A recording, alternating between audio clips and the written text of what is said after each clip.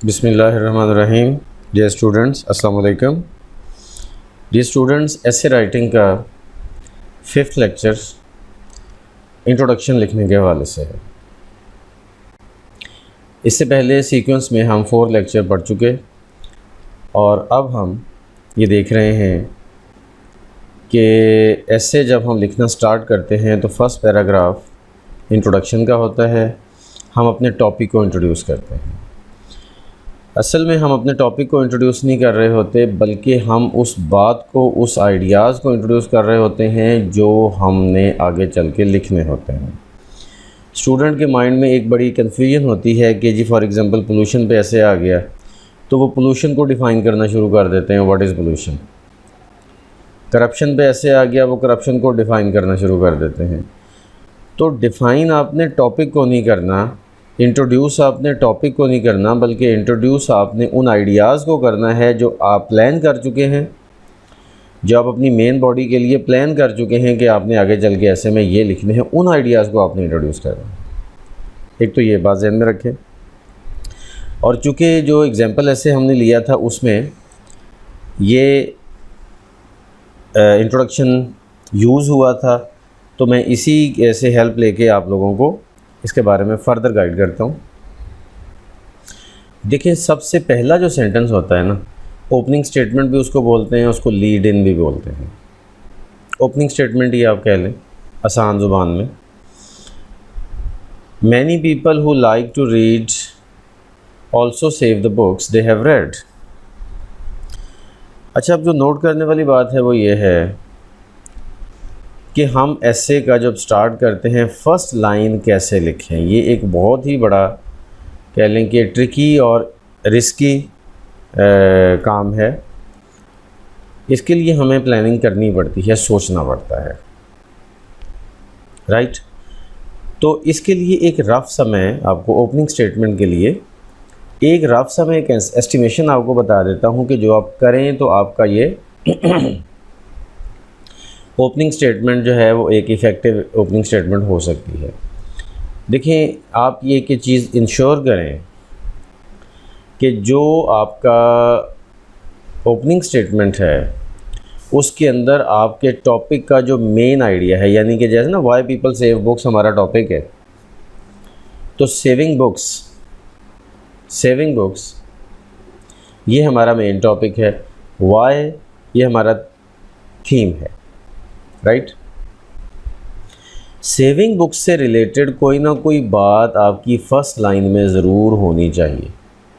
बस इससे फिर आगे आप लिंक ले लें, लीड ले लें और इससे आगे आप बात स्टार्ट कर लें। आगे चल के फिर ये आप जो भी बात करेंगे वो करके फिर एंड पे जो लास्ट सेंटेंस होता है वो होता है थीसिस स्टेटमेंट। जैसा कि इसमें है, the purposes of people saving books may be several, but using them as reference material, making a good impression and enjoyment through reading are the common reasons in this regard. तो अब इस line के बाद ये thesis statement है और इस line के बाद आगे जब हम मेन बॉडी के पैराग्राफ स्टार्ट करेंगे तो अल्टीमेटली हमारा रीडर और एग्जामिनर ये समझ रहा होगा कि हमें इन आइडियाज़ के बारे में उसको चीज़ें मिलेंगी उसमें, और वाकई मिलेंगी भी, ठीक है। तो आप इस पॉइंट पे वापस उस लेक्चर की तरफ जा सकते हैं जहाँ पे ये पूरा ऐसे मैंने उसका स्केच और पूरा ऐसे एग्जांपल ऐसे मैंने शो किया हुआ है, आप उसको देख सकते हैं, ठीक है। तो इस तरह से आपका जो ओपनिंग स्टेटमेंट है और थीसिस स्टेटमेंट है, ये दोनों बहुत ही इम्पोर्टेंट पार्ट हैं आपके इंट्रोडक्शन के। और थीसिस स्टेटमेंट असल में वो सेंटेंस है जिसके ऊपर आपका पूरा ऐसे रिवॉल्व करता है। आपके पूरे ऐसे की सक्सेस जो है वो थीसिस स्टेटमेंट के ऊपर है। अब थीसिस स्टेटमेंट कैसे लिखते हैं, अच्छी थीसिस स्टेटमेंट क्या होती है, ये आगे चल के मैं एक लेक्चर में आपको बताऊंगा, एक इंडिपेंडेंट लेक्चर में। तो फ़िलहाल आप ये समझ लें कि thesis statement is the part of introduction. अच्छा, अब टाइप्स ऑफ इंट्रोडक्शन, देखिए बहुत सारी टाइप्स इंट्रोडक्शन की होती हैं, लेकिन मैं यहाँ पे सिर्फ 2 मेंशन करूँगा क्योंकि लंबे चौड़े थ्योरी में आपको नहीं लेके जाना। मैंने आपको प्रैक्टिकल चीज़ बतानी है और वो आपने अप्लाई करनी है। पहली बात तो ये है कि आप किसी भी रेलेवेंट कोटेशन या प्रोवर्ब से आप स्टार्ट कर सकते हैं अपने इंट्रोडक्शन को। अब वो रेलेवेंट कोटेशन या प्रोवर्ब अगर आपके माइंड में आ रहा हो, देखिए ना, आप रेलेवेंट कोटेशन को रेलेवेंट कोटेशन या प्रोवर्ब को रेलेवेंट कैसे समझेंगे? वो रेलेवेंट उस वक्त होगा जब कि वो आपका जो मेन जो थीसिस है, जो ओपनिंग स्टेटमेंट के अंदर जो उसका मेन टॉपिक है, उस टॉपिक और टॉपिक के थीम के साथ लिंक करता हो। अगर थीम के साथ लिंक कम भी करता हो तो टॉपिक के साथ ज़रूर वो लिंक करता हो, कोई ना कोई रिलेशन उसका हो, तो वो कोटेशन या प्रोवर्ब आप बिल्कुल ओपनिंग स्टेटमेंट में लिख सकते हैं और वहीं से आप अपनी बात को स्टार्ट कर सकते हैं और फिर आगे उस बात को लिंक लेके थीसिस स्टेटमेंट तक लेके जा सकते हैं। और थीसिस स्टेटमेंट तो जाहिर है कि इंट्रोडक्शन का लास्ट सेंटेंस होता है और थीसिस स्टेटमेंट ही वो आइडिया है, वो लाइन है जो कि पहले से आपने बना के रखी होती है। कब? जब आपने इस एसे को प्लान किया था। और सेकंड मेथड है जी फ़नल मेथड। फ़नल होता है, फ़नल आपने कभी देखी हो, वो जिससे हम कोई भी लिक्विड वगैरह जो है ना वो छोटी चीज़ में डालते हैं, ऊपर से वो खुली होती है, नीचे से वो नैरो डाउन होती जाती है और एंड पे जाके वो बिल्कुल छोटा सा होल बन जाता है, वो फ़नल है। तो फ़नल का मतलब है जनरल टू स्पेसिफिक, यानी कि हम अपने आइडियाज़ को जनरल से स्टार्ट करते हैं और आहिस्ता आहिस्ता उसको नैरो डाउन करते करते एक स्पेसिफिक पॉइंट तक ले आते हैं। और वो स्पेसिफिक पॉइंट कौन सा होता है? Thesis statement. क्योंकि जाहिर है इंट्रोडक्शन का लास्ट सेंटेंस तो थीसिस स्टेटमेंट ही है ना।